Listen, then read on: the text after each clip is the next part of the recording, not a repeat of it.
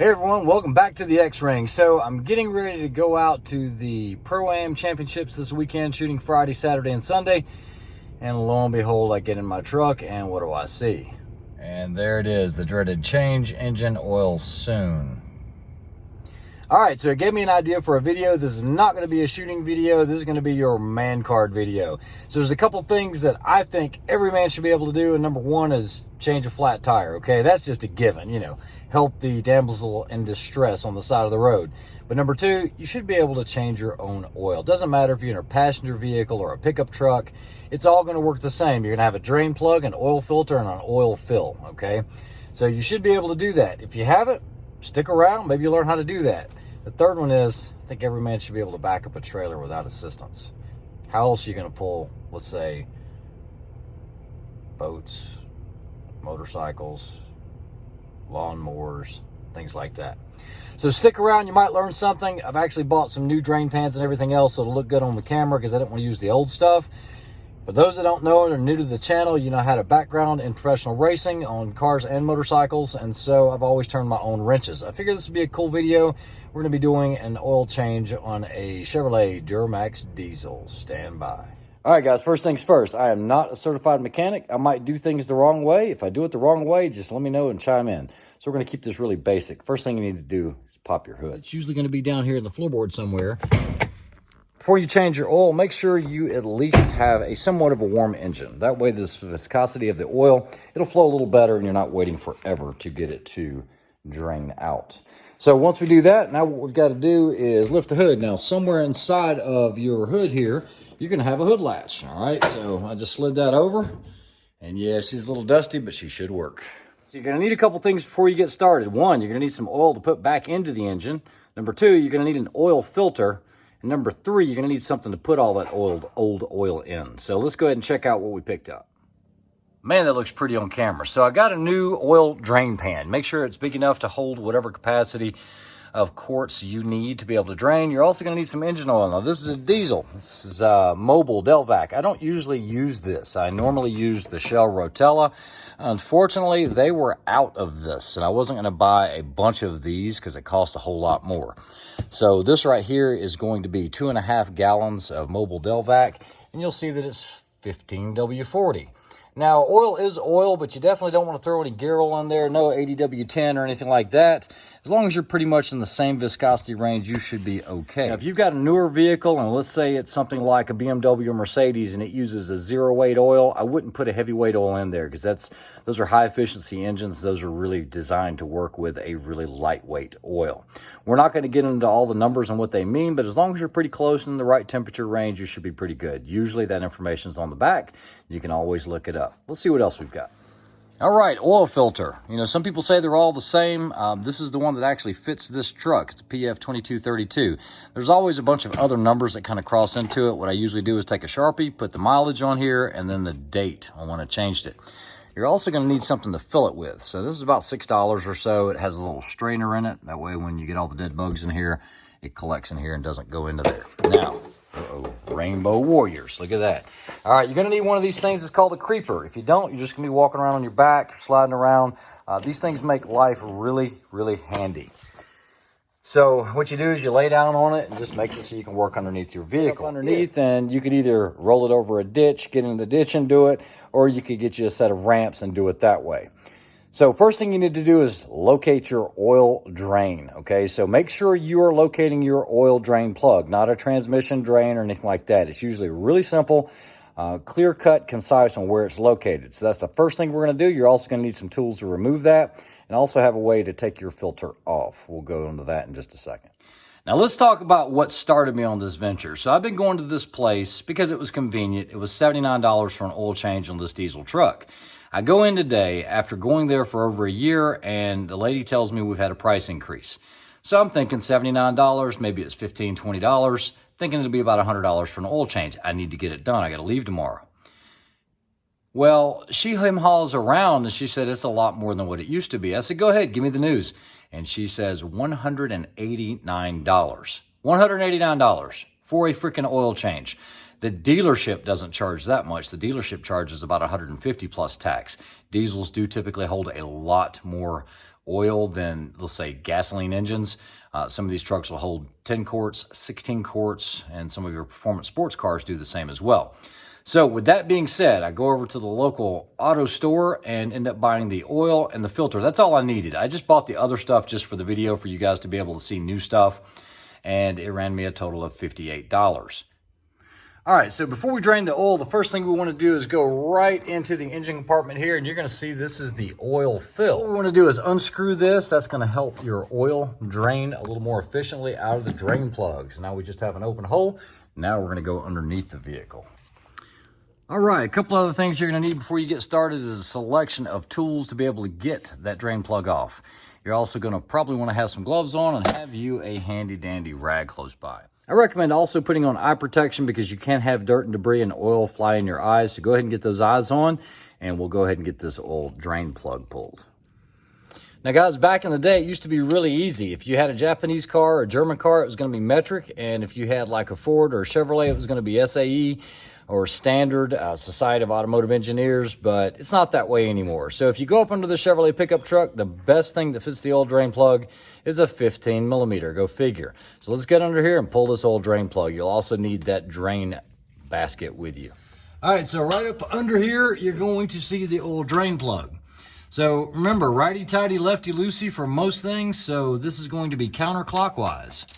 And this is hot oil. You don't want it to spill on you. So I'm over here off to the side with my eye protection on with my old drain pan. So you're gonna notice that it starts to come out immediately. See, I've already got a little bit on my glove there. And at this point, don't screw around with it. Just undo the plug. Make sure it doesn't splash into your eyes. And here if you can hold on to the plug, hold on to it. But if not, have a magnet to get that out with, because this is very hot. So here we go. So what we did is we kept the drain plug, and that is hot, hot, hot. That is hot oil. And I've got my rag handy, and what we're gonna do is let all of this oil drain. All right, guys, always look at the bottom of your drain plug, because in a lot of manufacturers, they put a magnet on the end of it. This one does not have one on there. It is not magnetic at all. However, on the ones that have magnets, you will actually see little bits of metal shavings in there, and that's actually part of your engine just under normal use. If you start to see excessive metal flaking on there, then you might want to take a look at your pistons and stuff like that, make sure everything's good. All right, guys, so it's been about a minute or two, and you can see almost everything's drained out. You're in no hurry here, so go ahead and let it drain. Go ahead and clean off your drain plug, and this is getting all that old oil out of the engine. All right, so while that's draining, it's a good idea to probably try to locate your oil filter. Now, this has a lot of filters in it. You guys see that right there? That is not it. That is going to be the transmission filter. There's also a fuel filter up underneath here, but the one I'm looking for is that one right there. Sometimes it will be under the engine compartment for a lot of vehicles, but on this one, it is underneath the bottom here, okay? So what we want to do is once this drains, we want to replace the oil drain plug. That's still going to be full of oil. They never make it so that it's in a convenient place. It's always going to drip. You guys can actually see right there where that's actually dripping. It's also a good chance for you to go up underneath your vehicle, make sure you don't have any broken, torn, busted boots or anything like that. And you can just give it a once over and give it a little inspection. It's funny looking, it's probably not right. So, all right, so we're going to unscrew this counterclockwise. You might not be able to do this with your hands. You're probably going to want a filter wrench. Before you put the filter on, you want to make sure you've got a good selection of wrenches. Here's some filter wrenches, basically some cap filters, what we call cap wrenches. Here's a billet aluminum here for a specialized vehicle, but these will mate up perfectly if it's the right size with the top of your oil filter. Now, make sure you don't set your oil filter on the ground. You want to keep the rubber gasket free and clear of debris. You also want to put a light coating of oil on it before you put it on. Now, putting it on, you don't use a lot of force, okay? It will usually have directions here. Once your gasket touches, you just want 1 to 1 1/4 turns, okay? So it's pretty easy to see. And remember, put your mileage and your date on your filter. It'll help out. So when you put this on, you're not going to have the depth to be able to put your ratchet on there really deep. Just stand it off just a little bit, and it'll help you remove the old one. Okay, guys, so basically you're going to take a rag, you're going to wipe off the area where the old drain pan just gets a lot of sediment and stuff like that on it. You want to make sure it's clean. So now we're going to take our clean drain plug and we're going to screw this in. Now, usually you can go by feel, but guys, you do not want to make the mistake of over tightening this and stripping your threads. If you have a copper crush washer, you definitely don't want to go over about 30 foot-pounds. I typically say on an average on an oil drain plug, you want somewhere between 20 and 30 foot-pounds. All right, some people might call it excessive. I call it doing it the right way. What we're gonna do is we're gonna take our torque wrench and we're gonna tighten this to about 20 foot-pounds. So we should be getting close about right now. And that was 20.5 foot-pounds. So that's good enough for that. I know I'm good. You can also use a wax pencil or something like that, leave you a mark so you'll know how tight it is. So 20 to 30 as a general rule. All right, guys, so even in this pickup, under this pickup truck, it's very, very tight. I mean, I'm getting very little clearance here.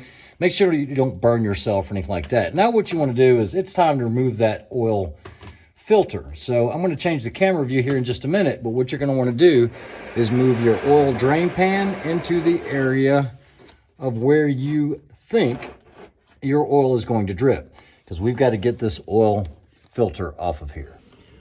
All right, so we didn't seat it on to the cap wrench, and what we're going to do is we're just going to get this lined up.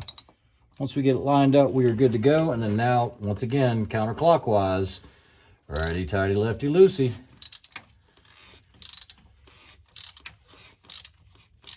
Okay, so now she's starting to puke some oil out. We'll go ahead and take the cap filter or the cap wrench off of there. You guys can see that.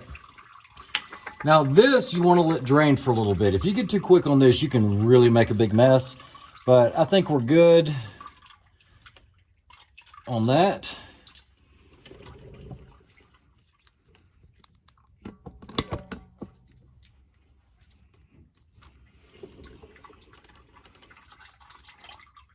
I figured the white gloves would show up a little better than the black ones on the camera.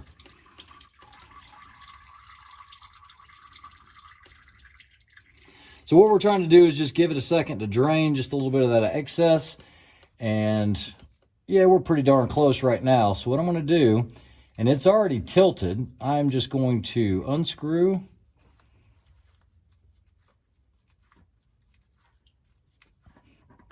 Remove this and just place it in the drain pan. Just like that. So once again, we're just going to let it drain a little bit more. You guys can see in there. All right, so guys, you can see how that's draining. What I'll do is I'll clean that mating surface off. Once again, I'll just wipe it with that same rag. And as soon as this quits dripping like that, and it just goes to a drip, I'll just stop it. While that's draining, I'll just take a clean quart of oil. And you guys can see I've got clean oil right here on my finger. And what you want to do is you just want to wipe down the gasket itself. Now, I don't know if you guys can see that. That's not really quite enough for what I'm wanting. I want to get enough on there so that it's a decent coating and that gasket, as it's absorbing all of that oil, that we have a good, decent coating on here. So now we have a good coating of oil.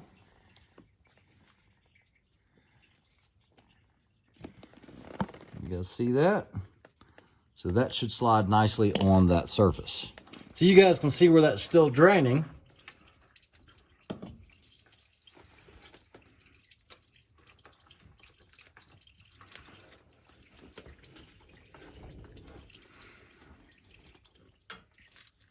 What I was talking about cleaning is just wiping off any residue around this outer ring. Now don't get anything inside of the actual filter housing itself. You guys see how nice and shiny that is? And what we're going to do is just wipe this off. That way we have another clean mating surface just like that. Now what we're going to do is we're going to take our oil filter and we're just going to screw it on until it makes contact.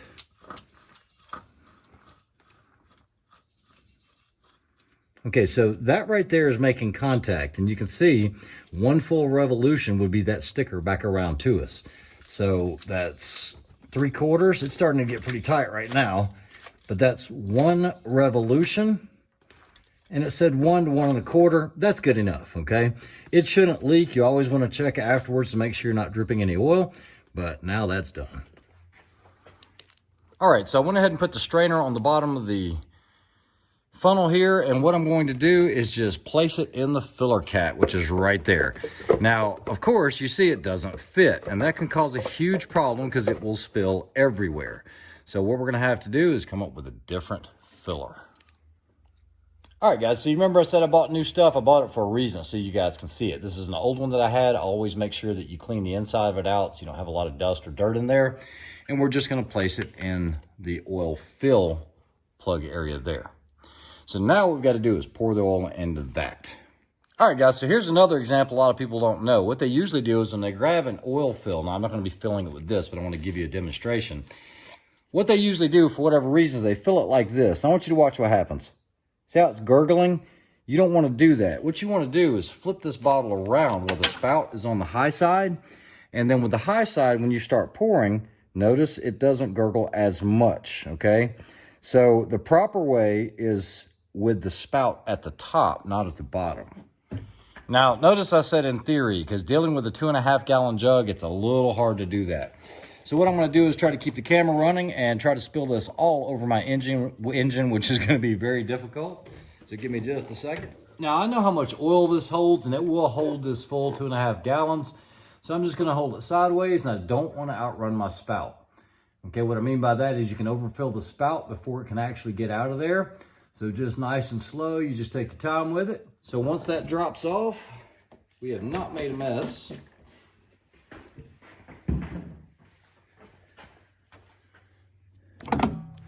Now guys, listen to me. Do not put oil in before you put your oil drain plug in.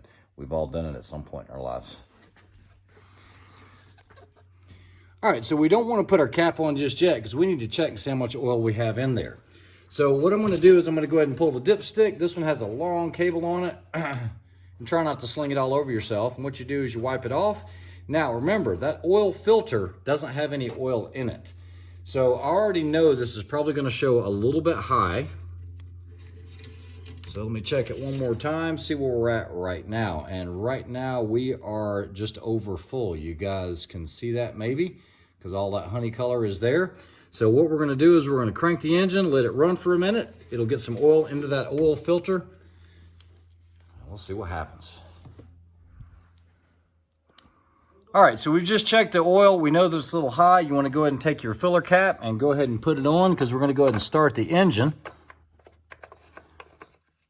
I know you guys can't see much of this, but it is on. All right, so keep in mind, you've just taken all the oil and lubricants out of the engine except for the light coating. So when you start it up, it might make a noise the very first time, but let's see what happens. Nope, purrs like a kitten. So what we're gonna do is let this run for about a minute or two, make sure we get out all of that oil circulated in there, and then we wanna check the dipstick again. All right, guys, so now we've let it run for just a few minutes. What we're gonna do is we're gonna take the dipstick out and wipe it off. There's a reason we wanna wipe it off, it's because the engine was running and the level might not be exactly right. So what we're gonna do is wipe it off again to where there's nothing on here. So you guys can see there's nothing on that dipstick. So now what I wanna do is just put it in. As soon as it touches, pull it back out.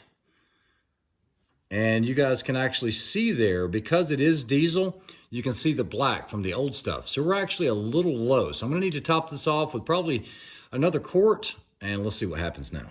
All right, they don't make it easy to get into here, but with this quart bottle, I can just get it in here. I've got my spout the right way, and we are perfect. Did not drop a single drop. So we're just topping this off to make sure we're good on that dipstick. Do not overfill your engine. It's actually bad to do that.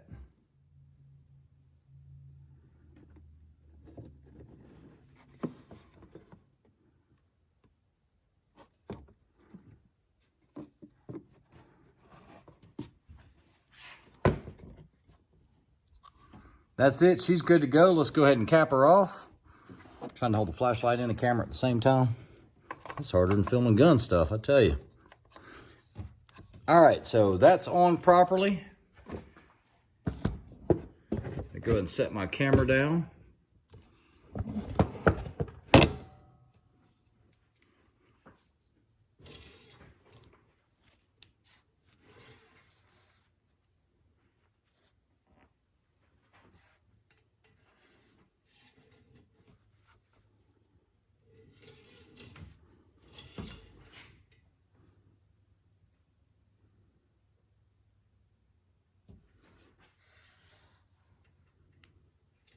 And I would call that perfect.